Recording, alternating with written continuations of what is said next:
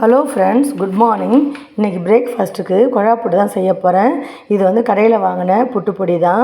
இப்போ இந்த தேவையான புட்டுப்பொடி இந்த மாதிரி வந்து பவுலில் போட்டு தேவையான உப்பு போட்டு அப்புறம் தேவையான தண்ணி ஊற்றி நல்லா கிளறி ஒரு 10 நிமிஷம் மாதிரி ரெஸ்ட்டில் விட்டுடலாம். அதுக்கப்புறம் தேங்காய் திருவிட்டு வர டைம் இருந்தால் போதும். தேங்காய் திருவிட்டு வந்து நம்ம புட்டு குழாயில் வச்சு புட்டு செஞ்சிடலாம். ஃப்ரெண்ட்ஸ், வாங்க பார்க்கலாம். இங்கே பாருங்கள் ஃப்ரெண்ட்ஸ், நான் வந்து 200 கிராம் உலக்கில் தான் ஒரு உலக்கு புட்டுப்பொடி எடுத்துருக்குறேன். இது நிறையா உபரியாகவும் நம்ம தண்ணி தெளித்து பசஞ்சு வைக்கும்போது இது போதும். இதுதான் நான் எடுத்துருக்கேன். இப்போ இதுக்கு 1 டீஸ்பூனு சால்ட் சேர்த்துக்கலாம். நம்ம வந்து சுகர் சேர்த்து தேங்காய் போட்டு தான் சாப்பிட போகிறோம். நம்ம வந்து கடலைக்கறிலாம் வைக்கல, அது யாருக்கும் பிடிக்காது. அதனால் நம்ம சால்ட் சேர்த்துக்கலாம். சால்ட்டு கம்மியாகவே போட்டுக்கலாம். இப்போ இதில் தண்ணி வந்து கொஞ்சம் கொஞ்சமாக ஊற்றி நம்ம கிளறி பார்க்கலாம்.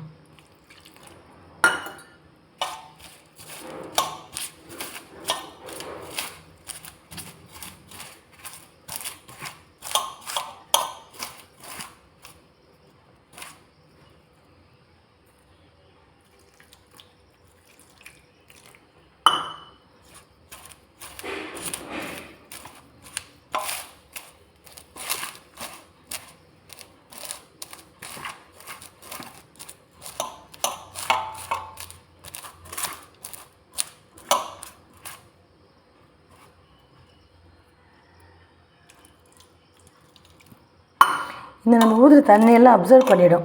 தண்ணி கம்மியாக போட்டோம்னா புட்டு வந்து உடஞ்சி வந்தது. நான் லாஸ்ட் டைம் செஞ்சேன். புட்டு வந்து அப்படியே வரல, ஷேப்பாக உடஞ்சிது வெளியில் இருக்கும்போது.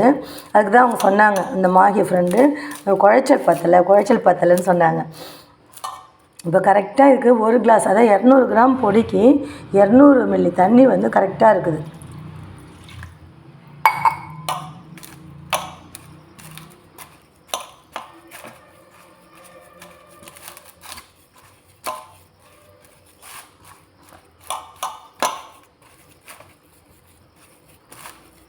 இப்போ அப்படியே நம்ம இது ஒரு 10 நிமிஷம் விட்டுடலாம். இந்த தண்ணியெல்லாம் அப்சர்வ் பண்ணிடும். நம்ம அவுளில் தண்ணி ஊற்றினா எப்படி ஃபுல்லாக இழுத்துக்கும், அது மாதிரி அப்சர்வ் பண்ணிவிடும். நல்லா ஊறி இருக்கும். அதுக்கப்புறம் நம்ம உதிர்த்து விட்டால் உதிர்க்கிறதுக்கு நல்லா வரும். இப்போ ஒரு 10 நிமிஷம் இதை அப்படியே விட்டுடலாம். இங்கே பாருங்கள் ஃப்ரெண்ட்ஸ், தேங்காய் திருவி எடுத்துகிட்டு வந்துட்டேன். நம்ம வந்து இடியாப்ப மாவு பதத்துக்கு தண்ணி ஊற்றிருந்தேன். நான் கூட தண்ணி அதிகமாக போயிடுச்சோ எப்படி இருக்குமோன்னு நினச்சேன். எல்லாமே அப்சர்வ் ஆகிடுச்சு. எப்படி பொலன்னு இருக்குது பாருங்கள். இதை நம்ம நல்லா உதிர்த்து விட்டுக்கலாம். கட்டி இல்லாமல் உதிர்த்து விட்டுக்கிட்டு அதுக்கப்புறம் நம்ம புட்டு குழாயில் சேர்த்துக்கலாம். அவ்வளோ தண்ணி அப்சர்வ் பண்ணிடுச்சு. நான் பயந்தேன். 200 கிராம் உலக்கில் புட்டு மாவு எடுத்தேன். 200 மில்லி டம்ளரில் வந்து தண்ணி எடுத்தேன். இப்போ நல்லா உதிர்த்து விட்டுக்கிட்டு புட்டு குழாயில் சேர்த்துக்கலாம். புட்டு பாட்டு ரெடியாக எடுத்து வச்சுருக்கேன். புட்டு குழா அது இருக்குது, நம்மள சேர்த்துக்கலாம்.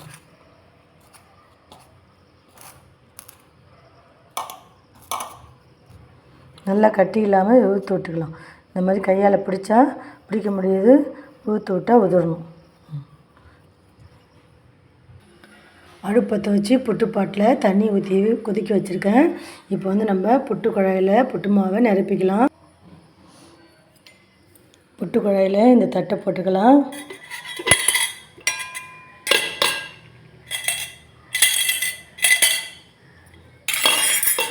இப்போ வந்து நான் இந்த மாதிரி கரண்டியால் எடுத்து இதில் போட போகிறேன். அப்போ தான் கீழெல்லாம் சிந்தாது. அதுக்கப்புறம் நான் லாஸ்ட் டைம் செஞ்சப்போ ஒரு புட்டு பெருசாகவும் ஒரு புட்டு சின்னதாகவும் இருந்தது. இந்த கரண்டியால் ஒரு 3 கரண்டி போட்டோம்னா கரெக்டாக இருக்குங்கிறதுக்காக தான் கரண்டியால் போட போகிறேன். இதை வந்து நான் உதிரியாக உதிர்த்து விட்டுட்டேன் நல்லா. இப்போ இந்த கரண்டியால் இதில் ஃபில் பண்ணிக்கலாம்.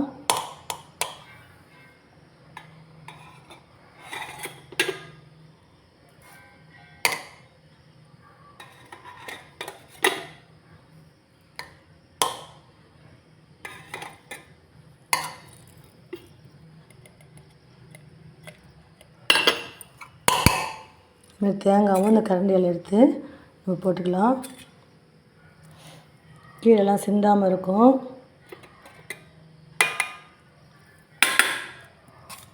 இதே மாதிரி மாற்றி நம்ம ஃபில் பண்ணிக்கலாம். இந்த மாதிரி நான் ஃபில் பண்ணியிருக்கேன். நான் 3/4 அளவு தான் ஃபில் பண்ணியிருக்கேன். இப்போ மூடி போட்டு நம்ம வந்து புட்டுப்பாட்டில் இதை வச்சிடலாம்.